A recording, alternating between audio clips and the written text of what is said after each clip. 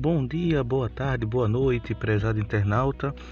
Esse é o nosso 36º episódio do podcast quinzenal da série Música para Não Músicos.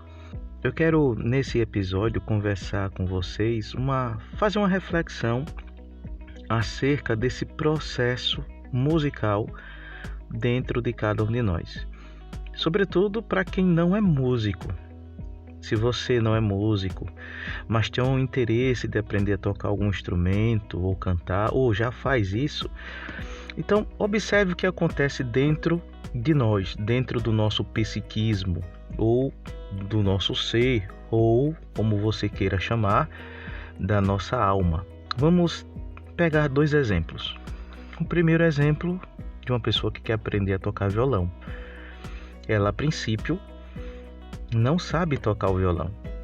Vai conhecer as cordas do violão e pode até pegar o violão, sem ter nenhum professor, e tentar tocar sem saber direito o dedilhado, sem saber ainda as posições corretas dos acordes.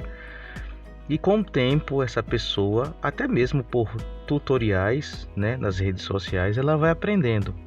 Claro, de uma forma mais efetiva. O interessante é ter um professor presencial, um bom professor. Mas enfim, neste exemplo que eu estou dando, essa pessoa ainda toca o violão sem perceber que o violão está completamente desafinado. Com o tempo, ela vai percebendo que o violão está desafinado e ela vai aprendendo aos poucos a afinar o violão. Veja outro exemplo.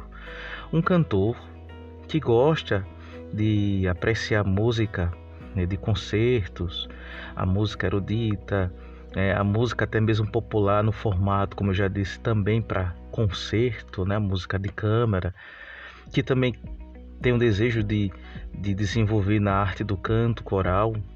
Ele começa a perceber logo de início que aquelas apresentações, aqueles concertos, ou até mesmo os ensaios que ele participa, não faz muito sentido. Ele não consegue perceber a sua voz, no caso do ensaio do coral, e não consegue perceber muito cada som, distinguir cada som ali daquela apresentação de uma orquestra.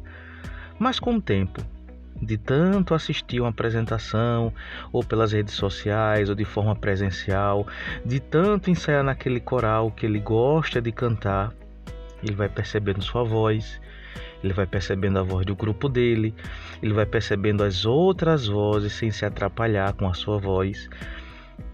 Ele vai percebendo naqueles concertos que eu estou dando aqui o exemplo, o som do violino, o som do contrabaixo.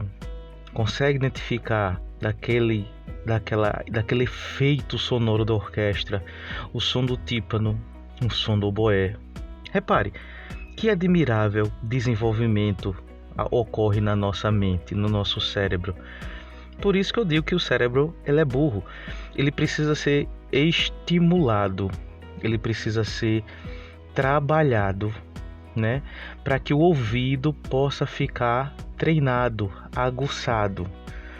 Esse processo de aguçar o nosso ouvido interno faz parte do desenvolvimento da arte musical. Observe, quando a gente passa por um sinal que tem um sinalizador sonoro, a gente não percebe, mas ali existe o som de a nota musical. A mulher que está de salto alto, caminhando, ela emite um som através do seu salto alto. Ali pode ser uma nota musical. O barulho do moio de uma chave, o barulho da buzina, o som da buzina de um carro, o som sinalizador de um caminhão dando a marcha ré. Tudo isso são sons que podemos identificar e que nós podemos perceber dentro da nossa realidade, nessa camada, nesse efeito da paisagem sonora, como diz um grande pedagogo musical, Murray Schafer, em seu livro Paisagem Sonora. Então, o desenvolvimento de um ser humano acerca da música não é só para tocar, mas para perceber o mundo que está ao seu entorno, ao seu redor. Cada vez mais que o nosso cérebro vai percebendo essas questões, a gente vai se desenvolvendo como ser humano, não só mesmo na questão musical, mas num todo.